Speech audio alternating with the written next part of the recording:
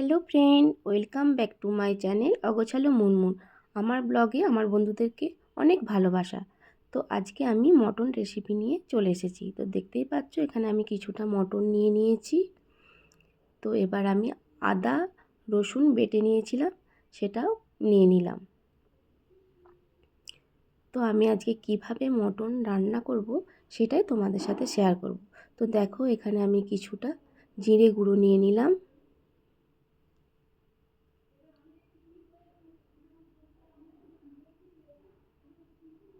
এবার আমি কিছুটা কাশ্মীরি লঙ্কা নিয়ে নিচ্ছি,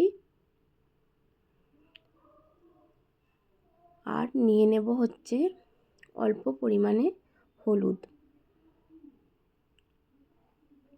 আমার বন্ধুরা সবাই কেমন আছো আমাকে একটু কমেন্ট করে বলো।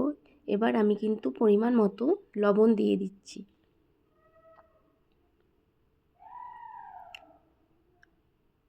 আর সবশেষে আমি দিয়ে দিচ্ছি সর্ষের তেল। তো আমি এখানে সব মশলা নিয়ে নিলাম। এবার আমি ভালো করে এই মটনটার সাথে মশলাটা ভালো করে মাখিয়ে নেব।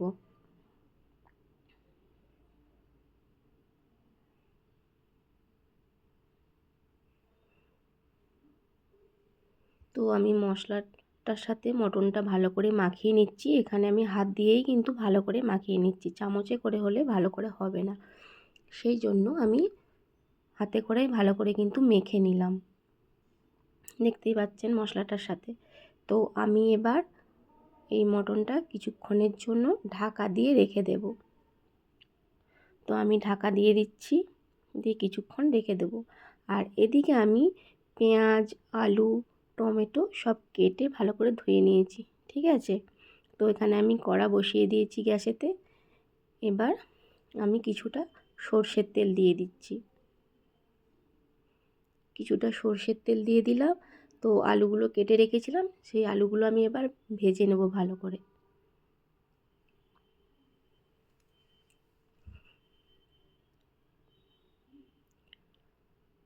আলুগুলো আমি দিয়ে দিলাম সবগুলো।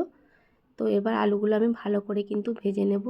তো দেখতে পাচ্ছ একদিকটা হয়ে গেছে, তো আমি এবার উল্টে দিচ্ছি আর একদিকটা যাতে হয়ে যায়, একটু লাল লাল করে ভাজবো। তো দেখো ভাজা রেডি হয়ে গেছে, আমি এবার তুলে নেব। আবার তেল কিছুটা দিয়ে দেবো কড়াইয়ের মধ্যে।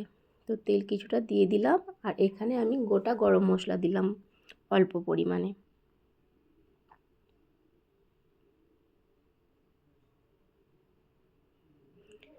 তো দেখতে পাচ্ছ এবার আমি পেঁয়াজটা তুলে দিচ্ছি।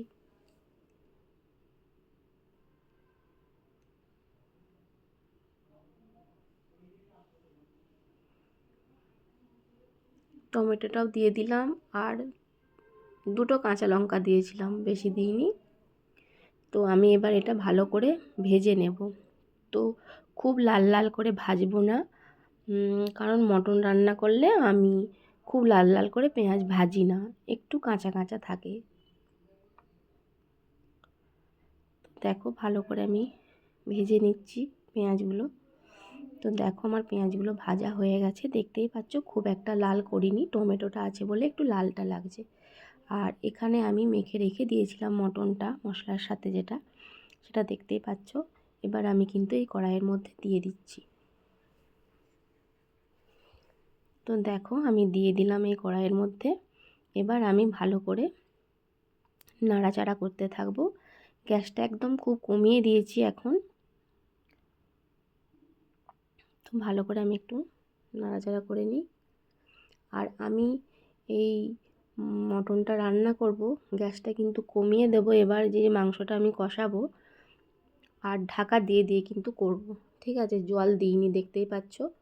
আর এখানে যে ভেজে রাখা আলুগুলো ছিল, সেই আলুগুলো আমি তুলে দিলাম, কারণ চন্দ্রমুখী আলু নয়, গলেও যাবে না। তো দেখতে পাচ্ছ কতটা জল বেরিয়েছে। তো আমি আর একবার নাড়াচাড়া করে নিচ্ছি। মটন রান্না করতে গেলে কষানোটা অনেকক্ষণ ধরেই করতে হয়, যাতে সেদ্ধটা কষাতেই ভালো রকম হয়ে যায়। তো জল দিইনি, কিন্তু জল বেরিয়েছে। তো বারবার আমি ঢাকা দিয়ে এইভাবে কষাচ্ছিলাম। ঠিক আছে, দেখতে পাচ্ছ অনেকটা হয়েই এসেছে, তো তেলও কিছুটা ছেড়ে গেছে। আমি নাড়াচাড়া করে আরেকবার ভালো করে কিন্তু নেড়ে দিলাম, দিয়ে আমি আবার ঢাকা দিয়ে দেবো, দিয়ে আরও কিছুক্ষণ কিন্তু কষাবো। তো আমি আবারও ঢাকা দিয়ে দিচ্ছি।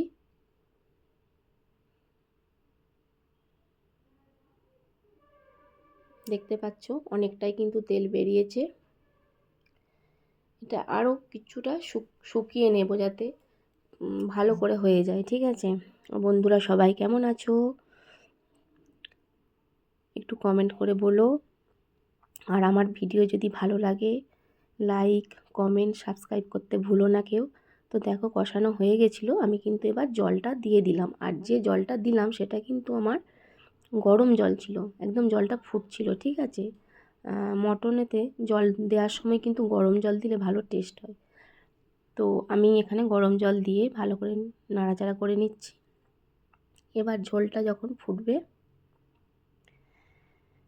তো দেখতেই পাচ্ছ ঝোলটা ফুটে গেছে, তখন আমি গ্যাসটা আবারও কিন্তু কমিয়ে দেব। গ্যাসটা কমিয়ে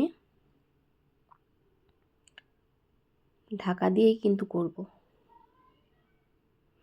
দেখতে পাচ্ছ খুব সুন্দর ফুটছে। তো আমি গ্যাস কমিয়ে দিয়েছি, এবার ঢাকা দিয়ে দিচ্ছি ভালো করে। ঢাকা দেওয়ার পর বেশ কিছুক্ষণ করে নেব, আরও ভালোভাবে যাতে সেদ্ধটা হয়ে যায়। তো আবার ঢাকা খুলে নিয়েছি কিছুক্ষণ পর। তো দেখতেই পাচ্ছ জলটাও কিছুটা মরে গেছে। তো আমি একদম খুব গাঢ় গাঢ় করব না, মটনের পাতলা ঝোলটাই ভালো লাগে, লাল লাল পাতলা ঝোলটাই খেতে ভালো লাগে। তো দেখতে পাচ্ছ আলুগুলো কিন্তু গলে যায়নি, গোটা গোটাই আছে। তো আমার এখানে লাল লাল পাতলা মটন রেসিপি রেডি হয়ে গেছে। লাল একদম পাতলা ঝোল, মটনের লাল লাল পাতলা ঝোল রেসিপি হয়ে গেছে। তো আজকের মতো টাটা।